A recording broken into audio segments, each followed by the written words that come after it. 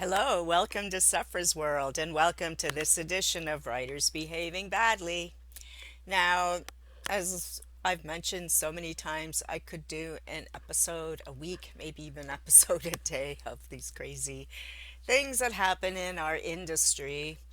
But, I've been having a life like some of you, and so I've only covered a couple things. So today I'm going to discuss two situations that came up that are almost the same and but with two different publications or publishing houses, I should say.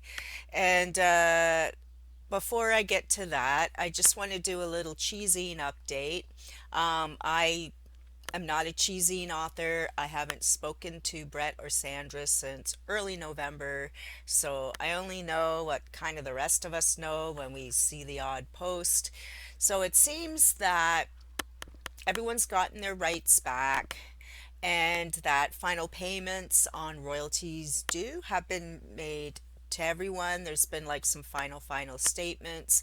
I believe that people had the ability to buy back stock that might be pulped or whatever in warehouses. I'm not too sure what's happening with all of that because no one's directly spoken to me about it, as in Brett and Sandra or whoever else is involved in uh, you know, cleaning up the mess or trying to move things forward or collapse them or whatever. So I've heard rumblings that cheesine may be for sale. Maybe someone's buying it. I've heard other rumors that it's gone. I've heard rumors they've changed distribution, but I do know that I think everyone who was formerly published by them have all now gotten their rights back. So that's that. That's all I know, which is nothing. But I thought I'd just show that I am trying to understand what's happening, just like the rest of you. So on we go, on we go. First up, Jeannie Rector is the editor, publisher, one woman show for the Horror Zine, which is a free magazine that's been around for a very long time. It has an excellent reputation with a bazillion readers. And, people who know Jeannie know she's fair and great, and I've met her in person a few times, and yeah, it's all good. But of course, she has her difficulties with writers behaving badly. So she put up a Facebook post, like February 13th or 12th or so. And I meant to tackle this issue right then, but I'm super swamped. So I'm tackling it today. So basically, I just want to read you what she wrote in her post so that I'm not, embellishing or changing the story or what have you. So, Jeannie, I'm hoping that most of you will read this entire post as it would mean a lot to me if you did, and perhaps help you understand my point of view. So this is the publisher trying to educate all of us. So, this dude shows up in my private message box telling me about his stories on his website, and would I please go there to read them? Because I'm only contacting you as I thought you might enjoy it. This is not asking for a plug nor publication in the magazine, purely an interest in horror stories built on tension rather than shock and gore. So that was in quotes. Then she writes, that is a nice way of saying, read my stories. No kidding. We all can see this, dude. You're not fooling anyone. Anyways, I'm embellishing. So, this is Jeannie again. As I regularly say, what I will do about these instances appearing in my personal message box, I blocked the guy. But I told him first that I consider what he sent me as spam, which I do, and I don't appreciate it. I also said it does not look good for him to others by doing that to me included. Oh my God, he found the Horazine email address and sent me such a nasty email with the subject line, "Who do you think you are?" and went on to shout at me. Please, people, try to understand that if you want me to read your work, please submit through the Horror Zine, and then I'm absolutely happy to read your work. I get swamped by reading stories for the e-zine. I cannot do it for everyone else outside my job just because the guy says it's horror built on tension. I do not want to be a mean person, but I will ask everyone again, please do not spam me in my message box.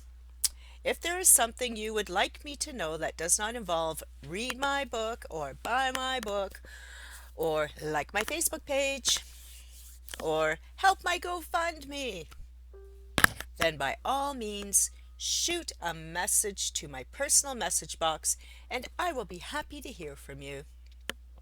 Most of you know that I sincerely do my best to promote writers, poets, and artists, but I apparently make people mad occasionally. I guess it is what it is, and I cannot make everyone happy. So that was Jeannie's post that day. And then the thread ensued, of course. Um, I don't know why writers still do this. I don't know why that guy thought he was tricking her into reading his story. Like, did she fall off the turnip truck? It's just so disrespectful. And then when people treat editors and publishers that way, as in read my book, or no, then sending an angry email because she didn't have time to indulge his fantasies, and then he sends angry email, I don't know what he thinks he's accomplishing. Like, what does that accomplish?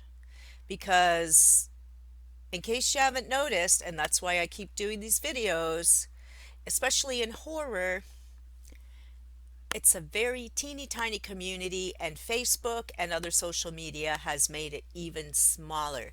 So if someone's saying something over there, it's echoing over here. So anyone who wants to know who this writer is that was harassing Jeannie or sent the angry email or whatever words you want to use to describe the situation, I'm sure she will gladly tell you who that is. And then other editors are going to put this person on there. I'm never going to publish him or her. I don't. I She says dude and his, so I'm presuming it was a guy who did this. And so what was the writer trying to accomplish? I guess having a bad day, so just yelling. I don't know. But anyways, don't do that. Do not do that. Do not harass editors if they, do not send angry emails because we all talk. We all know who everyone is. We know who the troublemakers are, and it's a very small market. You're not helping yourself. If you want to leave horror, then yeah, do something like that and go away. We got enough crazies in this field without adding on. Yeah, and I've said it a million times. Writers, new writers, when you're coming onto Facebook, don't message other writers, read my book, like my Facebook page. Every day I personally get, oh, at least once a day. So maybe 5 or 10 times a week, I'm getting like my book, like my Facebook page, like this, like that. So what? What does it matter if I click like? I'm not going to buy your stuff, especially when you personally harass me. It's not harassment, I guess, and I know it's just bad marketing advice you got from your creative writing teacher somewhere who doesn't know how the internet actually works with real people and real editors, publishers, and writers. But it's really bad form to go up to total strangers and demand that they like your book, like your page, whatever. And even though I often get emails, oh, I wasn't being demanding, like you make these videos and then you make us look, how are we supposed to promote? You promote to readers and you write good books, you write good stories, and then the readers will come along. Now, it's a very competitive market. There are no free rides. And you know what? Finding readers for your books is hard. It is very hard. So why are you making other people do your work? Other writers liking your page so it gets higher. For what? They haven't read your work. Probably won't. So anyways, let's go on to the next thing. So this one happened today, and it was on Max Booth the Third's wall, who is editor publisher of Dark Moon Digest. Um, So he had an angry writer write him this, and so Max has posted it on his wall. And now people are commenting, and in this case, we know the person's name. I'm not going to say it on this video because this is just, I do these videos as examples of what not to do, not to blame and shame. Even though I guess I am blaming and shaming, but I'm not giving the names. Okay. I noticed you declined to publish, oh yeah, sorry, to whomever it may concern at Dark Moon Digest. So here we go. Well, he did address it to Max as well. To Max Booth or whomever it may concern at Dark Moon Digest. I noticed you declined to publish my two newest stories, and I'm peaking in talent lately with the pieces I've been writing. The problem with this, I read your sample copies, and most of the stories aren't very good. You need to publish my good stories. Rejecting both cryptid and dark web is absurd. I noticed you prefer to publish tales by marginalized members of society. Well, I have an emotional handicap. And then capital letters, do me right per my hard work. Then he signs his name. Yeah, that's going to get you published, buddy. Now that we've all seen that post, yeah, whatever. So what? So, we all pop off, we all write angry emails, but then we have to learn. I learned the hard way many times because I'm a hothead too. And, but early in the early internet days, because I came from, as we all know, a million times I've said, I came from typewriters and dial phones to the internet um, kind of came online when I was in my mid 20s. So I know I had to have the learning curve in my mid 20s to mid 30s of not to write angry emails because once you click send, you're screwed and it's instant. So I'm not saying I have never written angry emails, but I do not believe I've ever actually written to a publisher and told them they were idiots for not publishing my work. So, anyways, there's two examples of writers behaving badly, and these are very, very common things that happen. They're both kind of the same, but kind of different. And this stuff happens every day, all the time. So we had these two examples to learn from today that all you're doing is looking like a crazy person. And when the market is so flooded, you have to help yourself and do the best you can to show that you're good to work with, that you're open to listening, to comments, to editing, that you're I know people want to squeak and notice me. Maybe they feel like they're being noticed if they, push it. I'm not taking your rejection lying down. I'm pushing it further, but it doesn't work like that. These editors are, if they're paid at all, I know Genie isn't. I'm not sure how Max works, but there's not enough money to deal with this crap. Yeah, that's all I have to say. Help yourself, writers. If you get rejected, just move on to the next. If you want your work read, submit it properly through the proper channels. Don't think you're pulling a fast one on any editor or publisher by sneaking them to read your stuff because it's far superior than the crap you already published. So if you're both, I believe this first one too kind of was like you publish crap as well, but the second one definitely. So if you're telling the publisher they're publishing crap, but you will elevate them, why do you want to be in a magazine that publishes crap? Hmm? That's where or an anthology or whatever your publishing house. If you're saying everyone you've published to date is inferior to my wonderful work, why do you want to be published by these people? Because they obviously have no sense of taste or judgment if they're publishing inferior work when there are certainly jewels in the crown to be discovered. Come on. It's just so absurd. So, put on your common sense hats.